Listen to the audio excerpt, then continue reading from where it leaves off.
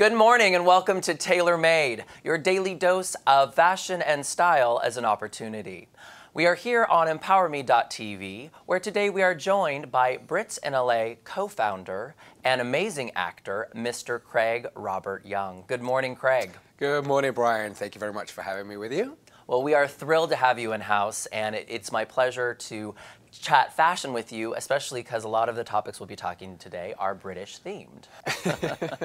Excellent. Well, let's get right to it, shall we? First up, we have the Victoria's Secret runway show. This was a huge event this week, one of the toasts of the fashion world. I like to think of it as the Super Bowl of fashion. To me, it's the equivalent of the front page Sports Illustrated swimsuit edition, where everybody gets excited for this event. It's a lot of fun, it's a lot of glitz, it's a lot of glam, a little bit of Vegas perhaps, and this year was no different. It was a perfect hybrid of art, music, and fashion. We see here that Taylor Swift herself actually not only attended the event, but performed at the event. She did a duet with Fall Out Boy and sang a song, My Songs Know What You Do in the Dark, which I think, Interesting title. A very interesting title. She had a lot of fun there, obviously. I hope my songs don't know what I do in the dark. She obviously had a lot of fun with the British flag and really killed it and had a really fun night. So let's take a look at some of the hot images that really killed it on the runway. The first one we have here is, I would like to call this a desert dream. Or actually, I wouldn't call this a desert dream necessarily. This one has a little bit of modern Vegas. It's subtle, there's a softness to it, and I think, you know, a little bit of feathers goes a long way, and Caged chinchilla. A caged chinchilla. Searching for her pelt. Exactly, but she looks very sexy and fun, and I do love this image. Next up, we have this one, which I call the Desert Dream. It's a little subtle. It's the more subtle, the most subtle of all the images that walk down the runway during the show. I think this lady is very elegant, sophisticated. All these models, I mean, hundreds and thousands of, not say hundreds of thousands, but thousands of girls compete for the 40 slots. You know, they have to be athletes. These women are athletes. They have to be in perfect shape. And this woman here really owned the part and had the smooth suaveness as she guided down the runway. Next up, the next image we have here is Karlie Kloss. She is a major superstar, one of the biggest supermodels right now. You know, she's obviously come out of her cocoon. I don't think too many models could have pulled off this look. But Karlie's sophistication, you know, openness, psychedelic, you know, it really works for me. It's fun, it's sporty, and it really shows off her personality. And she looks great in the lingerie underneath. And this final image one, this was my favorite. This is the one that closed the show. It's the Ice Queen look. Which is perfect for Christmas time. We're coming into Christmas. There was all sparkles falling from the ceiling. It was a great way to end the show, and you know, obviously she doesn't look too cold, because obviously she would be wrapped up a little bit more than that. But it was definitely a great way to end the show. I think so too. Well, those are some of our favorites, but of course, no examination of a runway show would be complete without looking at a few other items down the runway that could have been a little bit better. I'm reminded of a quote from Dolly Parton where she says, "It takes a lot of money to look this cheap." And and while I wouldn't say that any of these girls look cheap, they're a little bit just on the other edge of Vegas showgirl too much. So first we have here, this is when a little bit of plaid, I think a little bit of plaid goes a long way. And this, look at this and think that a lot of plaid went wrong here. She looks like Mel Gibson's ex-girlfriend from Braveheart. Just way too much. After a fight. After a fight. And the outfit won. Next we have here, this one, I think if Mickey Mouse, a Beefeater, and Hell's Angels had a baby, they would birth this creation. I think this woman might actually attack you in bed, but She looks like a bed, actually, like the antler things coming out. It looks like a bed head. I agree. Craig and I actually were we emailed each other this morning. We both wanted to wear this outfit, but since I picked this image, we had to pick something else.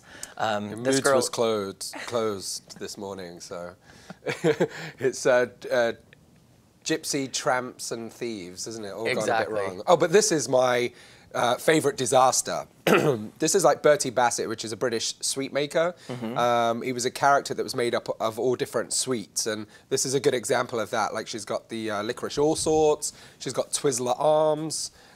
She just looks really, really scrumptious, but yeah, it wouldn't go out of place in Burning Man, I think. And I don't think so either. I mean, I think, Craig, you and I have found our outfits for Burning Man for next summer. Oh, absolutely, absolutely. Okay, good. Tragic. All right, well, congratulations to all the girls and the success of the Victoria's Secret Runway 2013. You killed it, and congratulations to the 40 who got in. All right, next up we have Meedham Kirchhoff. This is a really fun, really excellent British designer who is collabing with Topshop. Topshop is one of the hottest stores in the world right now. There's a store that just opened up here in Los Angeles, actually. It's affordable fashion. It is affordable fashion. It's kind of like an H&M, I would say, right? Yeah, pretty much, yeah. Yeah. So they've collabed with Topshop, Meedham Kirchhoff, and their style, it's a duo of Edward and Benjamin. They're known for their whimsy. The creative director of Topshop is quoted as saying, "Combining great narratives with strong characters, their clothes are delicate and romantic, with a perverse twist that keep the collections modern and innovative." So to that aim, Benjamin and Edward created a special line specifically for Topshop based on a fictional pop band called The Cherries. And of course, no fictional pop band could be complete without Grandmother's Sweater. This is a homage to my grandmother's sweater on her bedroom, but it's very fun. We see the use of geometrics. I think they're using the right colors here, and I don't get this. I think it's not. I think it's a fad that's going to pass very, very quickly. You do? Yeah, like the season. I think once winter's over, this will be gone and forgotten about. Okay, well, I mean, it's the folk whimsical romance of the 70s coming back in full force. This one here is a real fun fur piece that is, you know, I think you could actually put that on the ground and you'd be okay. And walking on that, I don't know if I put it on my body, but it's, you know, very furry, very, very London-y. And Monsters, Inc. Exactly. Oh, speaking of Monsters, Inc., we go right into the gobbling shoe. I mean, this is sublime, but also ridiculous. I mean, it's people are going to be green with envy if you know girls are walking down London in these eating shoes. I guess they can, like, in the winter, they can eat the snow in front of you like Pac-Man, you know? Gobble, gobble, gobble, gobble. I think it's possible. So, Craig, do you think that this shoe could live outside of London? I mean, where could people wear that outside of London? It'd definitely be a conversational piece, wouldn't it? I mean, if you were in Hollywood and going into the clubs, you know, do you really want people to just be staring at your shoes the whole time? I don't know. I mean, because that's all they're going to be doing, and maybe sniggering a little bit behind your back. Well, it's certainly a conversation. Definitely out there. It's certainly a conversation starter. It's like My Little Pony, the green evil one. Exactly. Well, I think those shoes would do well in London. They do well in Tokyo. Tokyo, for sure. Probably not New York because they're going to get too dirty on the streets of New York City. But I think those shoes do have a home in those other cosmopolitan They'll go great with our environments. Burning Man outfits for next year, Brian. Exactly. Well, after we go to Burning Man, Craig, we're going to step right back into London. I want to go to London with you sooner than later. And we're going to, of course, need some awesome British style. I think we can't have Craig here, a resident Brit, without talking about really classic British men's style. Some of the known principles of British men's style include popped collars, plaid bow ties, mixing patterns in both suits, ties, and button-downs, and not being afraid of the richer, darker color palettes. So I found some really great images. The first up is this amazing bow tie, which, you know, Craig and I discussed this morning. Plaid really only comes from Scotland and Ireland. You know, I think me, as an American, I never really knew that. I just assumed it was a Welsh-English thing. But the plaid, specific to each individual's native family, right? It's an Irish. The tartan is basically what it is. The tartan belongs to a certain family or clan, as they were, still, I mean, they still have the same colors that run through the families through generations. Definitely. Well, I love a good, like I said, a little bit of plaid goes a long way. So the accent here on the bow tie really kills it. Another fun image we have, again, we see in suits not being afraid of texture, not being afraid of colors. This is a beautiful piece here, very Savile Row. Next up, we have this lovely satin number. Yeah, this is great. It's actually velvet. It's mixing velvets. I like this very much. When I lived in London, I was a big fan of like the velvets, just because it keeps you very warm, and it means you can wear something very, minimal, but also it'll keep you warm. I love how tailored it is. It's very classic British.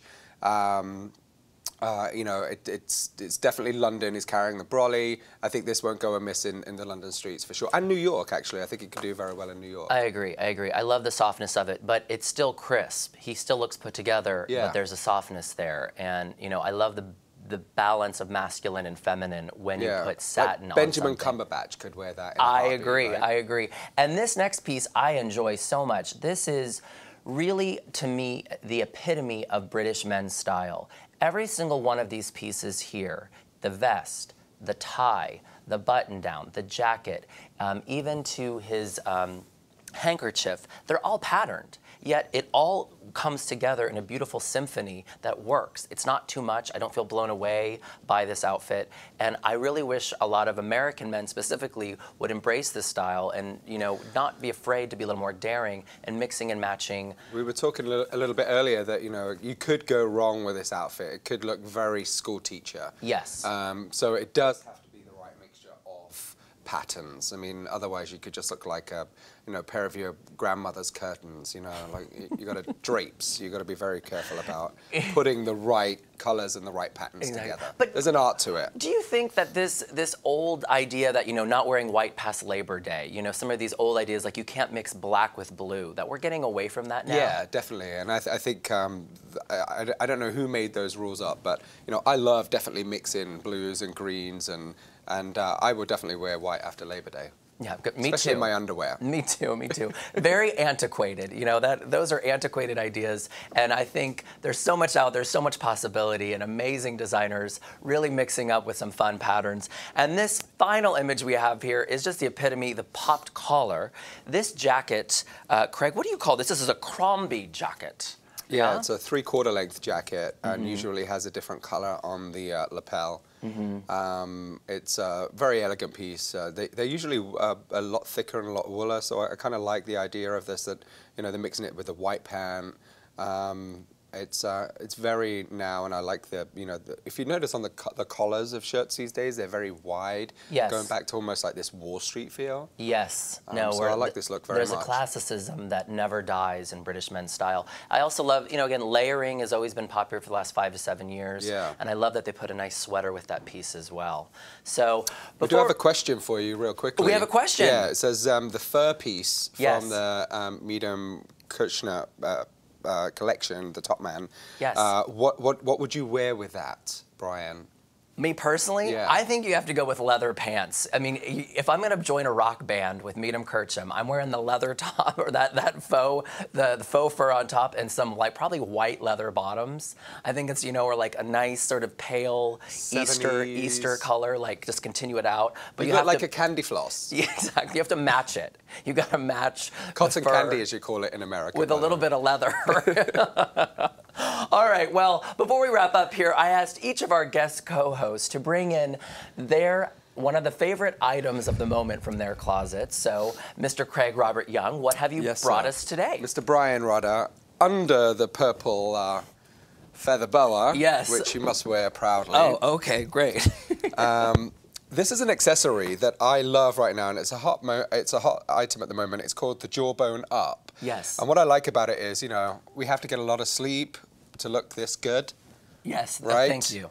At least 8 hours. So what this does is it tracks your steps every day, and it also, come with me here, I'll show you, and also it tracks your sleep. So unlike the other ones, like the Nike Fuel Band and a couple of the others, they don't actually track your sleep. This goes directly into your smartphone, into the app called Up, and it tells you how much deep sleep you had, how much light sleep you had, and whether you were sleepwalking, which Wow. apparently happens to me quite a lot.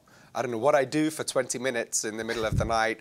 I have no idea, but maybe I should install some secret cameras so I can see what I'm doing. Yes. But it tracks everything, which is great. So now you can actually see how much energy you have during the day versus how much sleep you have. Love it. And I think it actually looked quite good too. No, it's very like fashionable. I mean, I would never guess that there's a whole technological advancement going on there. And it comes off of the pulse, so everything is read through the pulse. Amazing.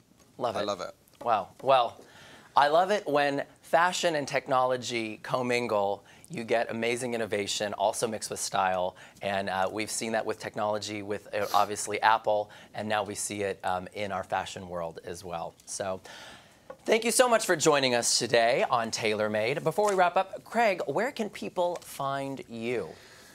Usually falling out of bars at 3 in the morning. Just kidding.